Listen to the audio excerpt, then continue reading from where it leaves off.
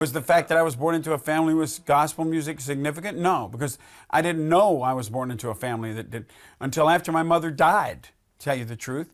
My mother and her two older sisters, one played piano and sang, and the other two just sang. And it wasn't until after, you know, as I said, she died, that I'm going through this stuff, and I'm going, what is this? Why is this poster? And what is the Huckel sisters? And then my other aunt, who was their younger sister, said, oh yeah, your mother and them, they were called Wilma, Texie, and Cecil, by the way. Those were the sisters that sang, good old Texas names. She goes, oh yeah, they used to do this and that, and there was posters, and I said, no kidding. She goes, yes, they used to, Bing Crosby, because they lived in a small town in Texas, in the Panhandle. And Bing Crosby used to syndicate a radio show, and it used to go out on tape all over the country. But had no idea. And the other thing my mother used to say to me, boys, good thing you're not going to grow up to be a singer, because you can't carry a tune in a bucket. And I go, oh, okay. Well, there you go. You know what? I'm really not. I'm truthfully not that interested in music. Really not. You think I'm kidding you? I'm putting you on. I'm really not. I'm more interested in the creative side of things. In other words, music is just another way of creating characters in a different scope. In other words, a different technique. So I'm not. I lied to you. I didn't mean to. I guess I'm interested in music because at some point around 1972, somebody said to me, well, you can really sing. I said, I can? They went, yeah. Oh, and you're loud too. I said, oh yeah, I know that. And they went, no, you can sing. And so I guess that's really what interested in me in music, because somebody said to me, did you know you can sing? No. So I guess there was my interest. But really my interest was in acting. And so it's just another form. It's another form of acting. Well, I was in bands, yeah, but you know, when you were back then, it was a way of what, making a little money and what. Well, I didn't drink, so I couldn't say free booze, because that's Billy Joel's line. Billy Joel's line was, why'd you get into music? Hey, chicks, make a little money, and I got free booze when I played. Basically, I did it because I was a big ham. I did the attention dance. You know, it's like, you know, like little kids. If you watch kids that are 4 and 5 years old and they want attention, they do the attention dance. Ah, me. So that's kind of where, you know, I did the attention dance, and that's why I did it. Although I don't want the attention outside of performing. It's like outside of performing, I go, leave me alone. I don't need you now. So I've never been the celebrity type. So I'm not interested in being a celebrity. I'm interested in my work. So I'm interested in my attention dance only. We were aiming to sell 100,000 records so we could do another one. That's all I kept saying the whole time we were recording. Jim, do you think we'll do 100,000 records so we can make another one? Yeah, I think so, Meat. I think so. Yeah. You think so? I think so. Yeah, I think we should do 100,000 records. I mean, that's all we wanted, because back then, in 1975, 76, that was the standard for a record company to let you do another record, is you sold 100,000 records. And we did that. And I keep doing them. You could ask Jimmy what he was trying to achieve, but I don't believe that I've ever tried to achieve anything other than, well, now that's not true. I'm gonna give you one answer, then I'm gonna switch. I've never tried to achieve anything. I've never really been in competition with anyone but myself to try to make everything that I do be as perfect as I can. At some point on BAT, people kept saying to me, oh, this is not going to work. Nobody's going to buy this. And I kept looking at them going, you're wrong. Because we would go play live, and even though I go audience blind, I don't pay any attention to the audience. You get a feeling from them. You understand when they're connected with you. The audience's reaction to the songs and to me and to Jimmy were extraordinary. And record companies would come in And we'd be playing to 225 people in little clubs downtown in the Village. And the record company would go, well, people don't react like this. These are just all your friends. And I go, I don't have any friends, man. Give me a break. I only work. And they go, no, that's all your friends. Don't be trying to convince us any other thing. We didn't know any of these people. And eventually we sold out Carnegie Hall. And they still thought we sold out Carnegie Hall to all our friends. And the people were going crazy. And so I knew they were wrong. I knew that it touched. There was something about what Jimmy was doing, what I was doing, that was touching people. And so that's when I became driven. That's the only time in my life and it is to actually prove something. And I became very driven to go be able to look them straight in the eye and go, you were wrong. I went to a psychologist every day, 5 days a week. The only reason I didn't go on Saturdays because he wasn't working. And Sunday, he definitely had off. And I went 5 days a week for almost 5 months. Just to be able to, and the main topic was the fact that people wanted to call me a star. That was the main topic. And so finally, after a little over a year of narrowing it down to where I was just like going, once a month, he said to me, so how do you feel right now if I say that you're a star? And I said to him, well, okay, I can deal with it without being angry. How's that? And he goes, okay, you don't need to come back.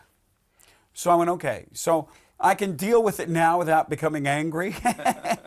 So that's it. And then when we did Bat 2 or when, any success, I've learned to laugh at it as opposed to get wrapped up into it, as opposed to like, I took it very seriously. I mean, it's like, and now that it's like, there's some people that are like younger than me, but have had a lot of success. And John Bon Jovi said to me, Meat, you just got to laugh at it. And I said, you're right, John. And so then, and John and I said at some awards one night, just laughing at everything that was going on. He goes, check that out. And it was, it was great. I mean, he was, he's like me, he's serious about his work. But then after that, it's like, okay, you got to laugh at it because it just is, it's hysterical. It's a stupid business. It's like, it's all about, and you were number 1 last week, and now you're number 4. We're not, it's like, okay, great. It's like, if you're number 1, you're eventually going to be number 4. And, that's what it is. So you just go up and down and you take it for what it's worth. And you don't take it too seriously. You take your work seriously, but everything else you just kind of go. Nowadays, I can't talk about Bat Out of Hell anymore because it doesn't belong to me. It's worth, calling up a restaurant and getting a reservation when they tell you don't have any seatings at 8:15. And it's good for calling up, the baseball game and saying, I'd like to come down tonight. And I always tell them, look, I'll pay. I just want to know if you got any tickets. And they go, oh, no, we'll get you in. I go, no, I'm going to pay because that's how I am. And it's good for getting in, some sports games and at restaurants. And, you can get some good house seats at theaters, in the West End or on Broadway. You call them and say, Meat Loaf would like to come to see, so-and-so. Oh, okay. And you get nice seats down, the 4th, 5th row, kind of in the center, and it's good seats. So that's really what it's good for. I think it's the same thing that people have connected with everything we've done. It's about them. It's not about us. The scope is not narrow. You create a whole thing. You create an atmosphere. And I said it, and then Michael Caine said it, so I'm going to quote Michael Caine. Michael Caine said, when you come to see a Michael Caine movie, I don't want you to see Michael Caine. I want you to be able to see yourself in the character I'm playing. It's the same way on a record. I want you to be able to, when you listen to that, see yourself inside that song. See yourself inside that situation. Live inside that moment. And that is my opinion, that we touched a broad scope and we enabled people to come inside. I don't pick anything that's not demanding. I demand, first of all, I won't, they are demanding roles, and because every role that I choose is not stereotypical, and I won't let them get that way. I've appeared in 44 films. I started as an actor. I've had 3 jobs. I consider 3. Well, I had 4. I had raising children, acting, either film or stage, singing on records or doing live shows. And that's really what I do. So that's how I look at it. Those are my jobs, and I'm going to try to do the best I can do at all of those, and that's what counts. Oh, I've had superb roles. Some of them you don't know, and then really lucky that Fincher wanted me to do Fight Club, and that was really an extraordinary piece. I just did one in October in a movie called Hole in One, which is one of the most extraordinary and difficult characters I've done, because he had no redeeming factor. And I can always take every bad guy and make you feel something for him. And this guy was useless, because I killed an old guy with 78 years old with a rock. And I figured after that, this guy's got no redeeming qualities. Even though I went for him, man, I tried to make you feel sorry for me at the end of the movie. I don't think I succeeded, just because the character was just gosh darn despicable. In my work, I have no light. You know when my lighthearted relief is when I'm in my room at night, like trying to, make my fiance laugh, by doing a funny dance, or by being a dog, or a sheep or something, because I am a closet comedian, and my whole thing all the time is I want to make people laugh. So comedians, on the other hand, want to make people laugh, and then are really depressed human beings. I, on the other hand, am not a depressed human being, just want to make people laugh all the time. And so is a show. No, a show is not a lighthearted. It's far from that, I don't, in my work, there is no lighthearted moments. I mean, there is. This is a lighthearted moment, but I even try to maintain a creative level when I'm doing these things, because you can learn. You can continually learn. Like, I don't care how many of these you do. I never do repeat the same thing twice. And that maintains a creative edge, to make sure that you try to give different stories and different this and go this way and do. That's why, and you make up a lot of stuff, see, which also helps you be creative. And then people come and go, I read this. You go, you did? How would you read that? And then you go, I just made that up. The only thing I need them for is they spent their, $35 or whatever it was. They bought the ticket. That's all. After that, they're required. It's not their job to love me. My job is to love them. That's not their job. They have no job. In that situation, they have no gig. They've done it. They bought the ticket. They're sitting in the seat. If they sat there all night and didn't applaud one time, I don't care. In fact, you know what? That's better. That means they're paying attention. Because there's a specific technical term for what I'm saying, and I can't think of it. I just keep saying I'm audience blind, because too many bands play to the first 10 rows and leave the rest of the house out. And the first rule in 101 in theater is you play to the back of the house. But in my show, I don't give them time to applaud. I don't hold for the applause. I break that rule of theater right away. Oh no, I'm not gonna bask in the glory here, folks. We're moving to the next song already. And so I have a whole nother outlook basically on everything I do creatively. It should be the thing that attracts everybody every day to anything. To be better at what you do. If you're a plumber, to be a better plumber. If you're an electrician, if you're an interviewer, be a better interviewer.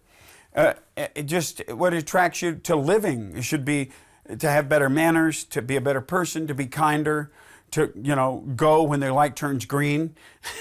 Because don't you just hate those people that just sit there at the light and you're behind them and you're going to hurry? So anyway, no, I'm just kidding.